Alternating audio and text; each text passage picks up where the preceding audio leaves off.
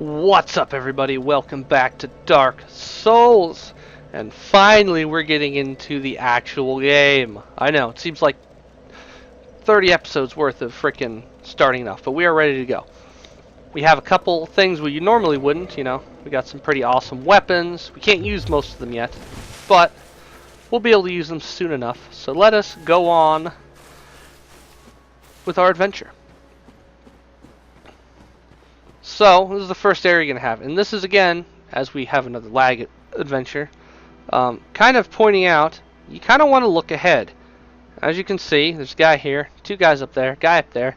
There's another guy we can't see around that corner, and a guy down there. So if you just run in here like a crackhead, probably not going to work.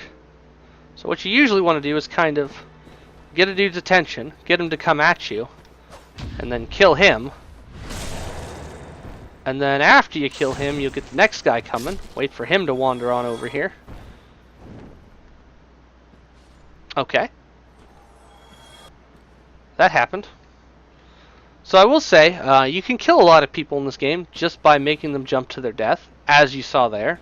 Not sure why he decided to do that, but that was his prerogative. That was pretty cool. And if you're a cool kid, you go ahead and parry all these guys. And we're going to run up there, deal with this nonsense real quick. Just whack him off the cliff. Oh, failed to parry. So what just happened there? You'll notice I didn't take a lot of damage from that attack. And he didn't get parried. That's what's called a partial parry.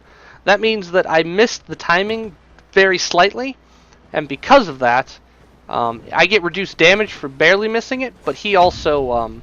still gets to damage me and isn't parried. Right here I'm going to show you that. Fuck that attack. You can run behind people and do that. Once you get more used to the game, you'll get comfortable kind of running past people without the camera lock.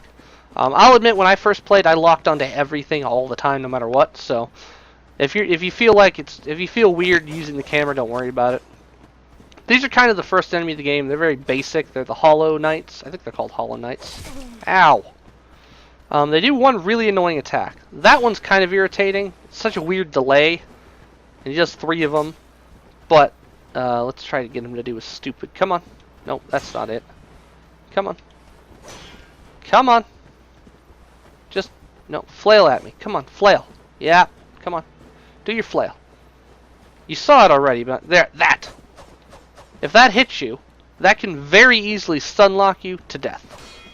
So what I was trying to explain earlier, if you block attacks and they rebound like that, when they rebound, you'll notice we did 26 damage and you got that little kind of like green attack thing. Normally we do 18. That's because this game has a couple of different mechanics. I believe that one is the, what's the name of it?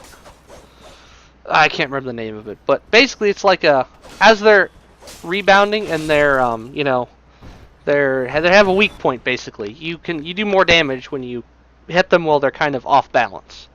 And there's also one where you do more damage if you hit them like right as they're about to attack you, I think. Never mastered that one, but let's go ahead and grab our stuff. Got a cracked round shield. Cool, that's worthless. Hollow warrior helm, also worthless, but important because we have to get them later anyway. Those will go in our checklist. So I think what I'm going to do is at the end of each episode, I'll just do like a checklist box kind of thing. I don't know how I'm going to deal with this, because I want to show like our progress as we're gathering items. So I'll figure it out as we go. Over there we got an item that we're going to go ahead and grab, hopefully. Now this requires some platforming, which is kind of a big flaw in this game. So when we're to jump, you have to do this really funky thing where you have to hold circle to run, and then kind of tap it, and you'll do that kind of like almost like Zelda looking dash into a rolly dive. Or into a roll. It's really clunky. I actually much prefer Dark Souls 2's version where it's on the L3 button. Although that does cause some problems too when you're running and don't mean to when you push it. But let's see if our platforming skills are up to snuff today. Oh yeah, got it. Dun dun dun dun dun dun dun dun dun dun dun dun. Ring of Sacrifice, the first ring we've acquired in this game. Not going to put it on. It's actually pretty helpful. Later on, there's a very specific place where it's super helpful to have. Basically, if you were to die with that on, your souls won't drop. So you will keep the souls. I think you'll still go back to the bonfire, but you don't have to worry about picking up the souls. So if you're in like a dangerous area, and you have some of those, feel free to throw it on, and not have to worry about your souls suddenly disappearing because you got wrecked by some dude you didn't know was there. Go get this guy. As you can see, there's items everywhere. There's tons of items in this game. I'm not going to say that I'm going to pick up every single item. Well, I am, but I'm not going to pick up every instance of every item, I guess is a better way to say that. Over here is an enemy that everyone's probably died to at some point.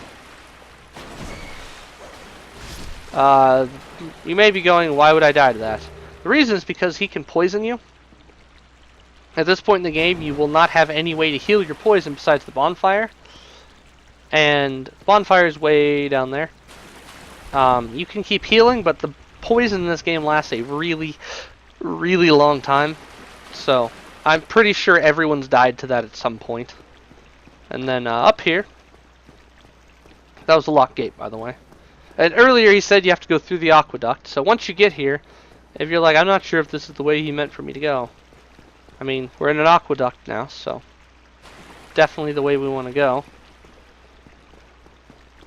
Get up here, and then you will know you're in the right place because, bong, welcome to the Undead Burg. Boom. This is such a cool, it's such a good intro to the game. Like, it's such a cool looking area. You can see around you, like, there's so much going on. Like, if you're paying attention, like, you can see, like, over there's a ladder. You're like, oh, how do I get to that? I don't know. There's a way to jump. Can I jump? I don't know. Can I jump over there? Oh, man. Oh, I can. I didn't know you could make that jump. Well, let's go grab. I think this is just a humanity anyway, but yeah. I did not know you could make that jump. Actually, I've never actually tried it before. Interesting. You'll see down here, you're like, oh, I can go down there. There's a guy. And this is the first instance down here. You can go, oh, look down here. There's a thing. There's a thing. This game has a ton of cool, like, the level design is so good in this game. Like, there's just so many paths you can take and different ways you can go. And it's so cool. And as you learn about the game more, you'll be like, oh, that's a really cool shortcut to get to where I was trying to go. And it's really awesome. I'll show you most of that. You'll see a lot of that as we go. Before we go on, though, I think we're going to go, we'll go this way. And kind of show you, this area is kind of divided in half. There's kind of like a halfway point. And then the other half will go, I'll clear the first half first just to show you. I don't know if this is a makeable jump. I think it's not. I think I mean, I know the way you're supposed to go. You might be able to make that, but we'll get that a little bit later. And then up here's a really cool moment. Fucking dragon. Well, technically it's a drake. That's not actually a dragon, guys. Obviously, you can tell because of the dragonness of it. So this part is a little bit dangerous if you're kind of, you know, the first real big dangerous area. You can get stuff like that can happen pretty easily. Just because you've got an archer up here shooting at you the whole time. We'll go deal with him real quick. You see, we're not doing, it takes us like our whole stamina bar to kill these guys. If I switched to a different weapon, like say, I don't know, I think the S-stock we can use. Go in here. This is always open, or you can always open this. Yeah. Oh, there's a summon sign, so we'll grab this. So basically this is a summon sign. I'm not going to click the name because sometimes the name will crash the game, but I could click this to summon them into my game to help me deal with this level. And we are also in the part where we could be invaded at any time. So we want to be careful. We'll explain that as we go too. These guys over here, basically you want to do that, kick them, which else? Oh boy, woo! So, these guys are kind of dicks if you're, ow. If you get them both at once like this, they're kind of annoying, so. We should be able to get around him, no? There we go.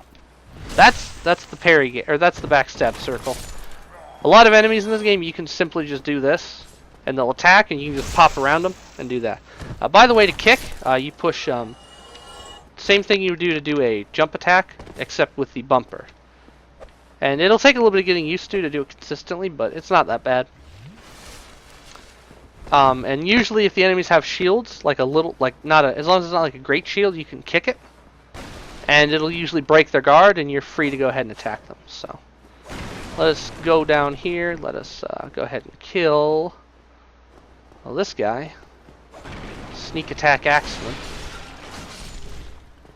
And then we'll go ahead and we'll go talk to our friend who sells us some stuff. Do we have any consumables to use? Oh, we do. Cool. Let's pop all those real quick. And you don't have to worry about the invasions. If you're human in this area, you can be invaded. They are going to be within your level, supposedly. They might be, you know, like me, that know how to get some really advanced weaponry and stuff like that. Or they might be hackers. There are a lot of those. I don't know how populated this game is anymore. I mean, I haven't played it in so long. So we'll see. But if you ever get invaded, it'll tell you you're being invaded, and there's some signs that you'll be able to know. So let's talk to this dude. He's going to tell us some stuff. Basically, he's going to tell you that there's some demons around, so be careful. Kind of hinting at enemies. He sells some pretty good stuff. We'll grab that because it's cheap. That's just basically that allows you to. I think that allows you to. What does that do? That allows you to write and rate messages. So you can write a message if you want and say, "Be wary of techniques, ranged battle." Yes, sure. And now we've written a message that everyone can read. Ranged battle ahead. Sure. We'll leave it there. Why not? We can also rate messages people have now. So if we read it, we can. I don't know how to do. I've never actually rated anyone's message. Rate. Oh, there we go. So you just rate, click it over it, and you can say, "Oh yeah, cool. Yeah, give you +1, buddy. Awesome." So let's go ahead and what else do? Oh, I know what I was gonna buy from this guy. Oh, actually, he has several things I can buy from him. So he does sell chain armor. Up until the DLC, this was the only way you could get this stuff, I believe. Now there's actually an enemy later you can farm for it, but it's way easier to just get it here because it's way, like, it's just more efficient to just pay the stuff here and get it. He also sells first. If you didn't start with a heater shield, you can buy one right here. If you didn't start with I think the buckler also gives us the yeah. So any of the small shields, they always give you the bigger, you know, this thing where it gives you the big, like, kind of that as opposed to just that. It gives you the bonus parry window. So any of the small shields will do that. What I want to buy from him though is actually, well, I don't know. I want to buy. I guess I'll buy this now. We'll get the other stuff later. Let's get some arrows. That should be plenty. We're gonna use that a little bit later for a specific thing, so don't worry about that now. He also, I guess I'll go over really quick since we're here. He also sells. I think he'll talk to us now. No, okay, never mind. He sells a residence key, which opens all the So if you don't have the master key, there's a couple places in this area that you need a key to do. This is where you're going to get it. The repair box does what it sounds like. Repairs tools at a bonfire. You don't have to go to a blacksmith to do it. We're going to be getting that, obviously. And then the bottomless box allows inventory management. Annoyingly, you don't start with that. You do have to purchase it. It's not expensive, so it's not a big deal, but it is just... You do have to buy one. There's not one built into the game. And while we're here, let's go over here. Gonna deal with this little ambush kind of thing. Usually, if you don't have arrows or anything, like I don't want to pull my arrows out right now. Usually, what you want to do is pull your bow out, manually aim, and hit a dude, and it will kind of drag him to you. You know, it's called. That's what I call it, dragging an enemy. The alternative, if you don't have any ranged weapons, and you see enemies ahead, is just kind of step forward slowly, and usually if they're staggered, you can very easily trigger one to come at you. So you just do this. And be careful if you move too far forward, because you could trigger the other ones to come too. So, if you don't have a ranged weapon, and they're not... Like, this should work here. The left guy, we should get the left guy first. He should charge us about now. Maybe. Maybe? There we go. Yeah, and then we can deal with him. Well, we could have, but I messed up, so. Oh, he got me with this stupid slow attack. he was about to flail me. That probably would have killed me, actually. So that's usually how you deal with it. And then up here, I think this is a ladder. No, this is a different ladder, I think. Is it? No, I think this is a ladder we saw earlier. That takes us kind of right by where we started. Yeah, it is. Okay. Oh, no. No, look, this is a different ladder. Duh. Over here you got some throwing knives, which if you don't have arrows is the next best thing, I think. And then if you make this jump right here, you can get, I believe there's a soul item up here somewhere. No, this is where you get the, so yeah, if you don't want to buy a bow, you can get the crossbow right here. I'm not a huge fan of the crossbow. I think you can still manually aim it, but I use them so infrequently that I'm not sure. And then we'll drop down here. Go ahead and drop over here. Grab this item. Got some enemies over there. If you notice, if you look ahead, like I said, keep an eye out. Got some dangling dudes. Also, that area below, some more over there. It's actually an area we're going to go to later in the game that you could get to now if you wanted. I might show that just for fun. If you come over here and you can hit these guys before they get off, you can actually knock them down. I failed miserably. I'll try and show that off a little bit later on the next section. But you can actually counter the ambush. And then over here, come up here. And I think this is the soul item I was thinking of. Yeah. Get a couple more souls. Some new beginner advice. What I would advise is always be topped off. If you're not full health, you might as well just be full health. And I know I'm not setting a good example, but you usually want to be running around like this. Like I said, just because if you come around a corner and some dude jumps at you, you want to be able to deal with it right away. You don't want to, you know. So this is what I meant here. You can come over here and smack these guys off, and they'll just fall to their death. Oh, hello, guys. Let's see, let's go. So as you saw there, when I two-handed this dagger, or this knife, it did a lot more damage. Two-handing weapons is always going to do more damage. And that is even true with a backstab. If you two-hand a backstab, you do more damage. If you parry, say you parry a dude, and you quickly do this, and then parry it, and then riposte him, that will do more damage as well. So, little tips. Oh, something died somewhere. Oh, two somethings died. That was weird. I have no idea what those were. But okay. That happens a lot in this game. Stuff dies and you don't know why. And now we're back up at the start. So that's how you would get to there if you didn't make this jump. And that is the entire... Oh, hello. How'd you get here? Uh-oh. Oh, you nearly caught us there. I don't even know where you came from. What the hell? Okay. Alright, so that's the first section done. Not a lot of souls to be had. You get a lot of consumables and a lot of helpful items, you know. By the way, another tip I'll give you is don't keep your bar cluttered.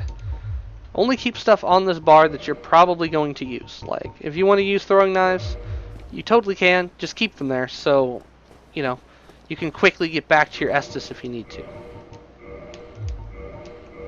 Because having a bunch of stuff on here, you'd be like, oh no, I need my Estus. Oh no. Oh, why am I...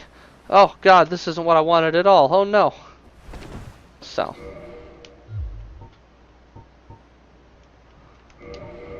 Keep that as uncluttered as possible.